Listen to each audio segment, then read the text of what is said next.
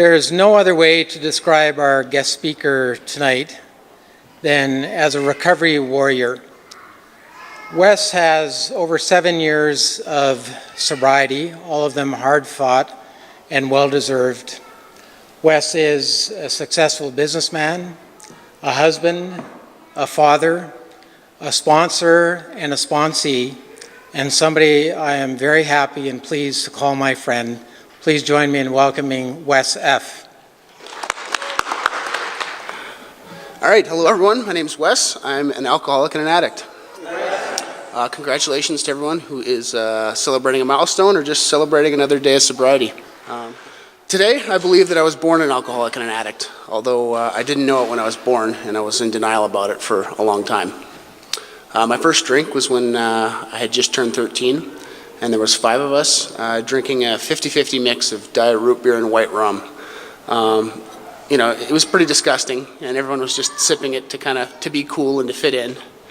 And every time it got passed around the circle, I took a bigger and a bigger gulp. And at the time, I didn't understand why, but there was something inside me that just, even at that age, even the first time I had alcohol, it just said drink more.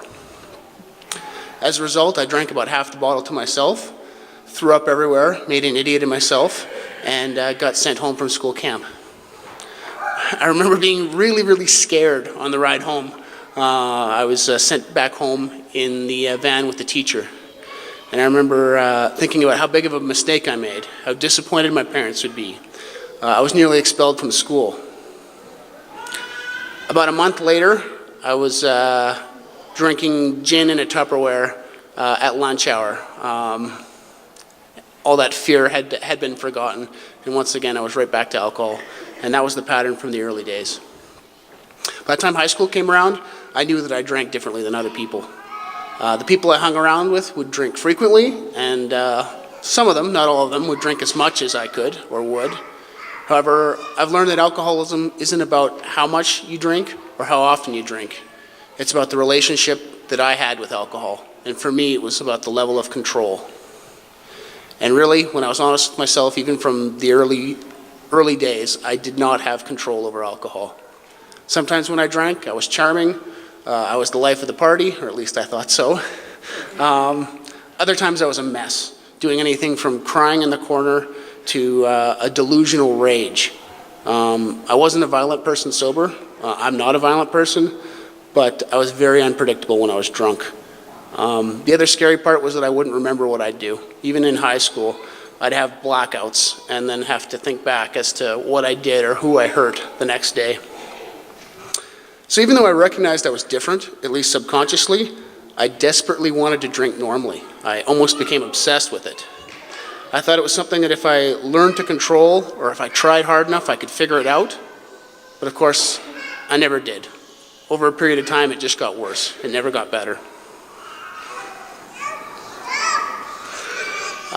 For reasons I won't get into, my parents didn't have a lot of friends. People didn't come to my house. We didn't entertain. We didn't have parties. My friends never wanted to play at my house. We always played at theirs. And at some point in my teenage years, I equated this with the fact that there was no alcohol in my house and my parents seldom drank. My budding alcoholic brain told me that if I learned to drink well, then I'd be social, I'd be accepted. I wouldn't have these problems that my parents did. I was half in denial about the fact that I didn't drink normally, but I was also half obsessed about learning how to drink normally.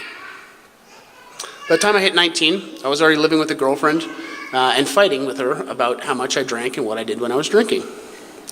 When I was at a party, I was really agitated because I had promised my girlfriend that I wouldn't drink, under extreme duress, of course, and I wasn't very happy about it. I got so agitated that stone cold sober, I just couldn't take it anymore. So to relieve the tension inside me, I announced at the party that I was going to ride a bike down a set of stairs. I remember sitting at the top of the stairs thinking, I'm not going to make this. This is going to be a disaster. And then my next thought was, fuck it. And I went flying down the stairs. I broke my neck in multiple locations and was told a couple days later in a hospital that I was lucky to be alive, let alone a quadriplegic. Breaking my neck became a turning point for me. Not that I learned a lesson, but that I suddenly had an endless supply to high-grade painkillers, which made life a lot more tolerable. In my youth, I had experimented with several different drugs, but I didn't trust drug dealers, and therefore street drugs generally scared me. Even though I had to lie to doctors or manipulate the system, somehow getting pills from a quality-controlled pharmacy and getting pills in a bottle with my name on it, that made everything different. This illusion persisted even when I would crush the pills up and snort them, or take several times the recommended doses, or have 4 or 5 prescriptions going at the same time. A few years later, when I showed up at rehab, I actually brought my Adderall prescription with me, and I was genuinely surprised when they wouldn't let me take it in. I met my wife at 21, and I proposed within 6 months. Looking back, it was a really good decision for all the wrong reasons. I was not ready for kids, but I agreed to have them anyway. I thought that having kids and a wife would make me more responsible. It didn't. Instead, it just highlighted how out of control I was. The excuses I had for getting insanely drunk multiple times a week were running out. I was no longer a young student with minimal responsibility. I was a professional with a family, and my behavior was getting worse, not better. After several months of drug and alcohol counseling, trying to cut back or control my addiction and failing miserably, I decided to quit drinking for 3 months, which I also failed miserably at. Realizing that I could not only control what happened when I took that first drink, but the real scary realization was that I couldn't stay away from that first drink was pretty crushing to me. I sincerely didn't want to hurt my wife or kids. I sincerely didn't want to do what I was doing. I had good intentions. But in the end, my addiction was so deep-rooted that I chose to rather believe that I was an awful person choosing to do these horrible things rather than to admit to myself how out of control I was. Somehow being a shitty person was better than admitting to myself I was out of control, or at least it was less scary. I got to the point where my suicidal thoughts started to become suicidal plans. However, part of me still wanted to live on, so actually on my way to an alcohol and drug counseling appointment one day, I impulsively spilled the beans to my wife and told her all kinds of things that were going on that I had done and that were in my head that previously I'd hid from her. Luckily, I had a really good counselor. And with my angry wife barging into the appointment and telling him the truth about a lot of the things that I'd been hiding or lying about, he was able to see right through me that day. He insisted that I go to treatment right away, that I couldn't stay on a wait list, and he basically told my wife and I that my life depended on it. Looking back, he was right. So I agreed to go to a treatment center in BC that would take me right away. I figured I had nothing to lose. I'd give it a shot, and I could always go back to killing myself afterwards. I didn't know anything about residential treatment when I agreed to go. I just bought the plane ticket. I'd hardly researched it. On one hand, I brought a bathing suit and sandals, thinking I was going to a resort. I was really disappointed to find out there was no pool or beach when I got there. On the other hand, I was really scared. I had pictures of sleeping with my back against the wall and, risk getting shanked by some sketched out addict. I was surprised by 2 things when I arrived. The first was that everyone there seemed like me. They were all normal people that I could relate to. That really surprised me. The second was that they asked for a $20,000 deposit. I probably should have researched where I was going first, but if I had, I wouldn't have gone. So I think there was someone out there looking out for me even though I didn't know it. When I got into treatment, learning that I was an alcoholic and an addict was actually a big relief for me. I always knew there was something wrong with me, but I could never really define it. I thought perhaps maybe now I'd finally found the answer. By the time I left treatment, I was thoroughly convinced I was an alcoholic and addict. I was humbled, I was scared, and I was desperate. But treatment was just the start of my journey. It did not teach me everything I needed to know. At some point in treatment, I started praying every day. I was forced to go to church as a kid, and I tried praying at some points, but I never really had any kind of spiritual connection. I thought I was smarter than religion, and I thought religion was for the weak and the gullible. However, once I was in treatment completely humbled, I listened to speakers, I listened to the counselors, I listened to the outside meetings that we went to. And it seemed to me, just through observation, that the people who succeeded in sobriety seemed to pray a lot. So I decided that I was going to do this because my life was on the line. I actually risked getting kicked out and broke the rules of the treatment center when I prayed out loud for the first time at treatment.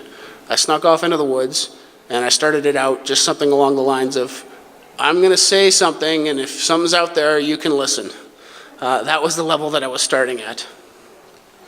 Since leaving treatment, I've made a lot of mistakes, but one of the few things I've consistently done right, and I believe that this has saved my life, is I've started every day by some sort of prayer, making my bed, and then most times ending the day with a thank you. The way I've prayed and my spirituality's changed a lot, but I've always made a point to do something. I still don't understand God. I still don't understand the spiritual realm. I often get intellectual and try and figure things out, make rules. This is how good and evil works. This is how the universe, this is why bad things happen to good people. And I just end up getting myself in trouble.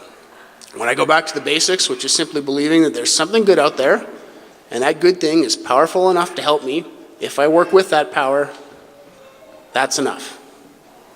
This force out there, this force of good, I call God for convenience, and I know that God has helped me. And it's proven to me in my life that prayer and faith has worked over and over again. I didn't have to believe first, I just had to do it, and then the belief got proven to me. Coming out of treatment, I moved into a sober living house and went to an AA meeting every day, at least one. I got a sponsor, I worked the steps quickly because I desperately wanted to get better. In some ways, I was kind of the poster boy for AA, or at least I thought. Yet things were still not right. My anxiety and depression were getting worse, not better. My first couple of times through the steps, I missed some key concepts, the biggest being step 3, and letting go of control. I desperately wanted to do the right thing.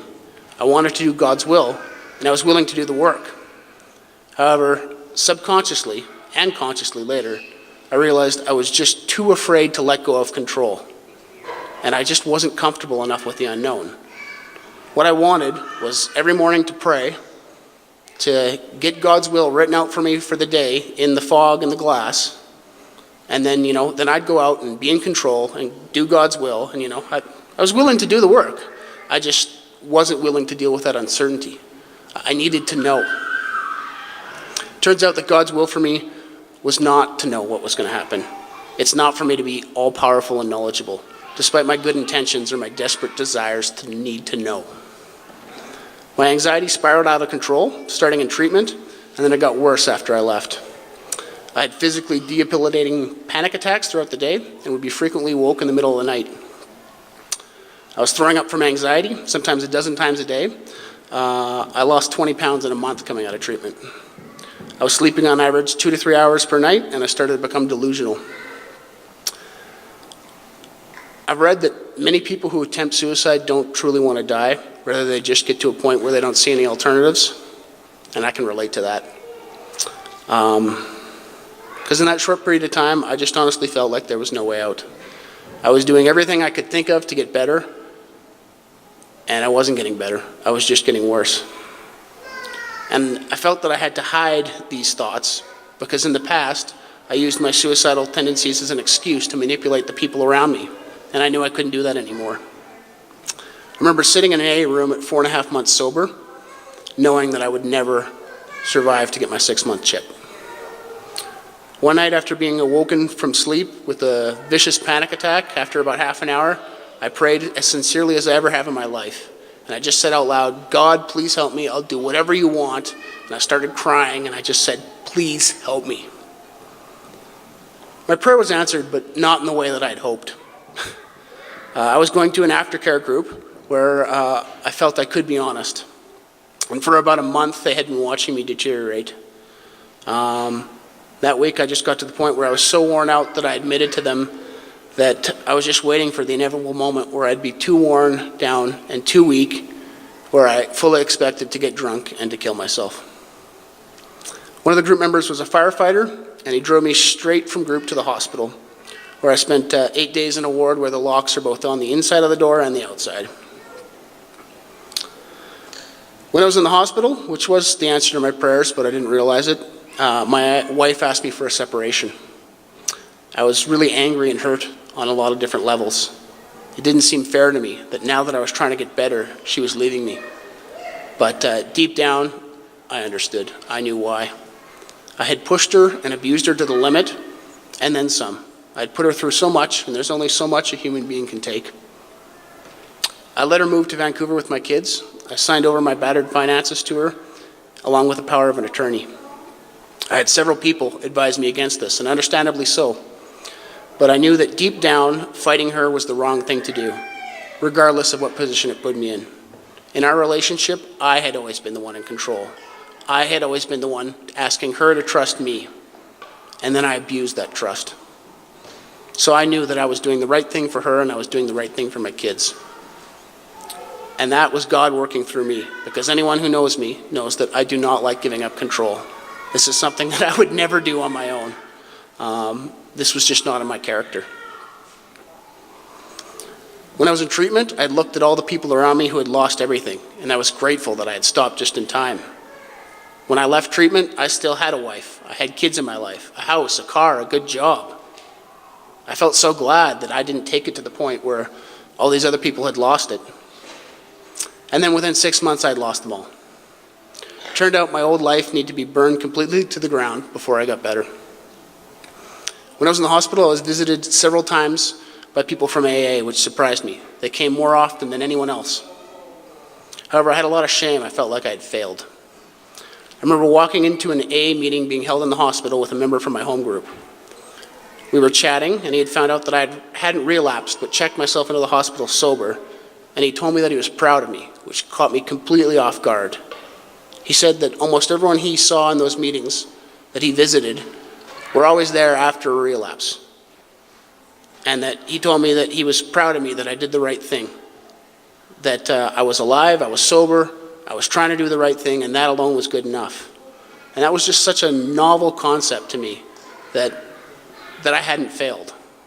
That despite everything that was going on, I was still doing the right thing by fighting and by trying to work for sobriety. And that was the beginning of the reconstruction of my new life. I went to the dual diagnosis program at the Foothills Hospital for people with both addiction and mental health issues. I participated in a daily program for 3 months and then did another year of weekly counseling and psychiatric care.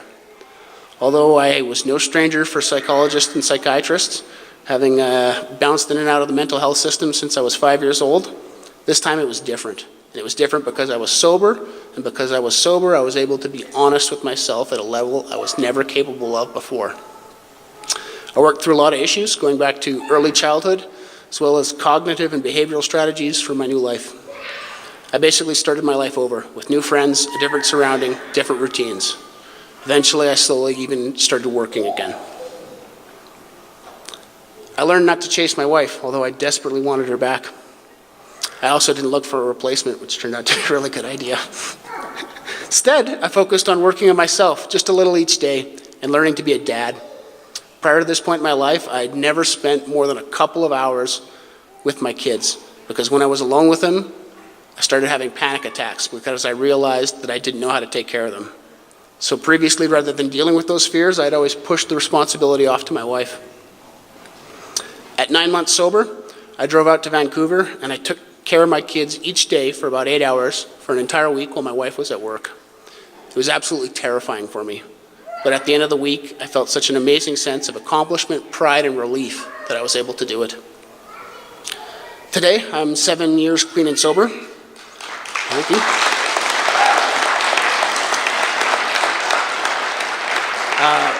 My wife gave me another chance, and we remarried 3 years ago.